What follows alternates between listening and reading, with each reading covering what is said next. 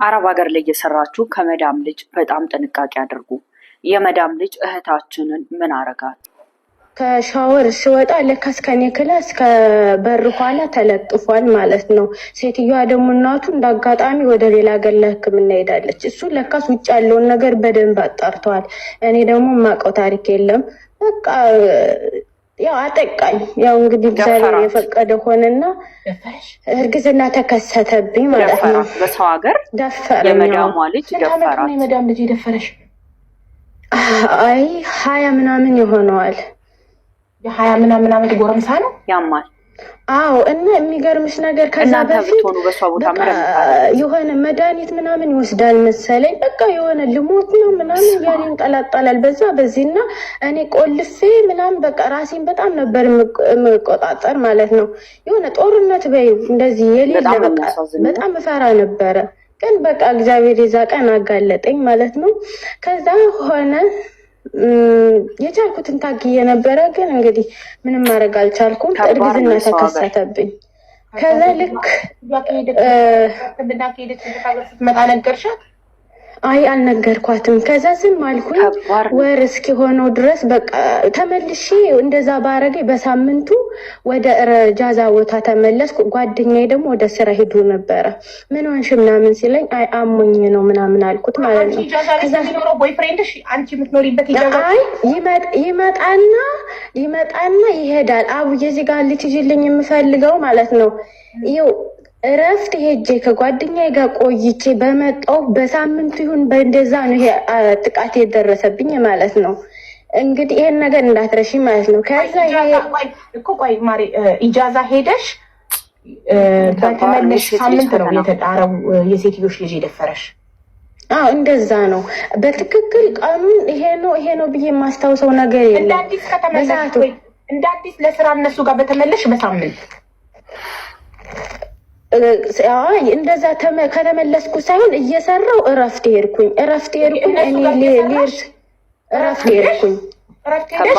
በመጣሽ ኢጃዛ በተመለስሽ በሳምንት ደፈረሽ። ከዛ በተደፈርሽ ሳምንት ደግሞ ኢጃዛ ወጣሽ። ስለዚህ ኢጃዛሽ በ15 ቀን ነው ማለት ነው። አይ በቃ አይምሮዬ ስለተጨናነቀና በጣም ስለተረበሽኩ ነው ለማረፍ የፈለኩት የወጣሁት ነበረ። አረ በ3 ወር ምናምን ነው የምወጣ። በ3 ወር በ4 ወር እኔ ኢጃዛ ብዙም አይመቸኝም።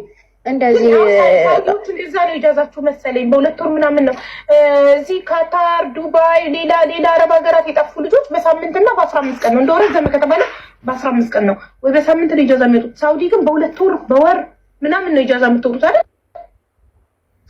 እንደዛ ነው። እኔ ግን ያው በወር ይፈቀዳል። ግን እኔ ብዙም የምወጣበት ስለሌለኝ ይሄ ጓደኛዬ ከመጣ ምናምን ከገጠር እየሰራኩ ነው እኔ መጥቻለሁ ምናምን ሲለኝ ነው የሚሄደው ማለት ነው እንጂ ዝም ብዬ ለማንኛውም ነገር አልወጣም። ከዛ ስለዚህ በ15 ቀኑ የዛኔ ስለተረበሽ ሙድሽን ለማስተካከል ኢጃዛ ቤት ሄድሽ? አው የሆነ ውስጤ ባዶ ሆነ። ተስፋ ቆረጥኩ። በቃ ራሴን ሁሉ አመመኝ። በቃ ጸጉሬ ሁሉ አቆረጥኩት። በቃ የሆነ ነገር ውስጥ ገባሁኝ። በቃ የሆነ ጭልም አለብኝ። የሆነ ከፊት ለፊት በቃ ብዙ ነገር ያሰብኩ ስለነበር ይሄንንስ እንዴት ብዬ ነው ለሱ የምናግረው እንደገና ስቀጣይ ህይወቴ ምናምን ብዬ በቃ ግራ ገባኝ። እንደውም እርግዝናው ሁሉ አላወኩም ነበረ። ዝም ብዬ ያ ነገር ስለተከሰተ ነው። ከዛ ደግሞ ይባስ ብሎ እንትን ይቀር ያው አረገዝኩ ማለት ነው። የሴትዮሽ የመዳምሽ ልጅ አንቺን ከመድፈሩ በፊት ከፍቅረኛሽ ጋር ግንኙነት አድርጋችሁ ታውቃላችሁ ማለት ነው? አዎ ላልነበርሽ? አዎ ይኸውልሽ እኔ የምልህ አሁን ከጓደኛዬ ጋር ቆይቻለሁ ብዬሻለሁ። እንደመጣው በሳምንቱ ነው ይሄ ራሱ እንትን ያለኝ የደፈረ። ኦኬ ከፍቅረኛሽ ጋር ኦልሬዲ አንቺን የመዳምሽ ልጅ ሲደፍርሽ አንቺና ፍቅረኛሽ ስንት ጊዜያችሁ ነው በፍቅረኝነት? ያው የቆየንበት ጊዜ ነው። አዎ የቆያችሁበት ጊዜ እስከ ተደፈርሽበት ቀን ድረስ ነው የምልሽ። ያኔ የስንት ጊዜ ፍቅረኛ ነበር? የዓመት የሁለት ዓመት? ከባድ ታሪክ ሆና ተቢባ የዓመት እንደዛ ይሆናል። አብዛኛውን በእንትን ላይ በፌስቡክ ስለምናወራ ብዙም እንትን አለ። ምክንያቱም ከትውውቅ ጀምሮ ካለ ይረዝማልና ግን ዋና እንደዚህ እንትን ካለ ዓመት እንደዛ ይሆነናል። ዓመት ነበር ከተዋወቃችሁ በፍቅረኝነት አብራችሁ ዓመት ሆኗችሁ ነው አንቺ ይሄ ነገር የተፈጸመብሽ። ቀጥ አሁን ወደ ኢጃዛ ቤት ተመልሰናል። በተደፈርሽ በሳምንቱ ወደ ኢጃዛ ቤት ተመለሽ። እሺ ምን ገጠመሽ? ከዛ እሱ ምን ሆነሽ ነው ምናምን አለኝ። እንደዚህ አሞኝ ነው ምናምን አልኩት። በቃ ሳምንት ያህል ምናምን እያለቀስኩ እዛ ቆየሁኝ። ከዛ ሳስበው እንዴ አሁን የሆነ ነገር ቢከሰት በዚሁ እንደገና ደግሞ ብርም አልተቀበልኩም ነበረ። በቃ መመለስ አለብኝ ወደ ስራ አልኩና ተመልሼ በቃ ተቀየርኩባቸው ለነሱ። እሱ ጭራሽ አይኔ ማየት ፈራ ማለት ነው። በቃ እኔ በዚህ ከሰማይ በዛ የሚሸሸው እህቶቹ ጋር በጣም ነው የምግባባው። ከዛ ልክ ወሩን ጠብቄ እንትን ስል ቀረ እንትኔ እርግዝና አወኩኝ። ከዛ ነገርኩትኝ። በቃ ያው እንደዚህ አንተ እንትን ብለኛል፣ ያው እርግዝና ተከሰተ አልኩት ማለት ነው። ከዛ እና ምን ችግር አለ አለኝ። ችግር የለውም ሲለኝ ምን ማለት ነው ማሾፍክ ነው? አሁን እንደዚህ ሆና ወይ እናገራለሁኝ ወይ ደግሞ ይሄን ነገር እንደምን ማስወግድልኝ እኔ ራሴን ለመቀየር ነው የመጣሁትኝ። ስለዚህ እኔ ይሄን ነገር ምንም ማድረግ አልችልም በቃ ምናምን ወይ ራሴ አጠፋለሁ ምናምን ስለው ማስወረድም አላመጣም መድኃኒት ሐራም ነው አለኝ። ሐራም ነው ፎቅ ናር አለኝ። ከላይ እሳት አለ ምናምን አለኝ። ከዛ አውቃለሁ ግን በቃ ምንም አልፈልግም ካንተ ይሄ አልፈልግም ሊያደርግልኝ ምናምን ስለው ኦኬ ምናምን ሂጂ ወደ ረፍት አለኝ።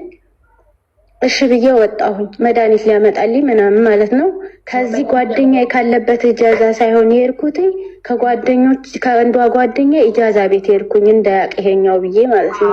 ሌላ ኢጃዛ ቤት የራስሽ ቤት ሳይሆን ሌላ ኢጃዛ ቤት ሄድሽ ፍቅረኛ ሌላ ኢጃዛ ቤት። አዎ ከዛ ጠየቀኝ ጓደኛዬ የት ነሽ ምናምን ሲለኝ መዋሸት አልቻልኩም። አይ እንደዚህ እሷ ጋር ነኝ ያውቃታል ልጅቷን ስለው ምን ይችላል ለምን ከኖርማል ኢጃዛ ቤት ወጣ እኮ ከዛም በቃ ምንም አለኝ። በቃ እንደዚህ ነው ስለው በጣም ሰደበኝ ማለት ነው። ማለቴ እንደዚህ አልጠብቀው ቃላቶች ተናገረኝ። ኖ ደፍሮኝ ምናምን ሳይሆን የሆነ ፕሮግራም እንዳላትኝ ምናምን አድርጌ ነው የነገርኩት። ግን እሱ በሌላ ከወንድ ጋር ምናምን መሰለውና ሰደበኝ ማለት ነው። በጣም የሆነ የሚጎዳ ስድብ ሰደበኝ። በቃ ምንም አልጠብቀው የባሰውኑ እንትን አለኝ ማለት ነው። በጣም ጎዳኝ።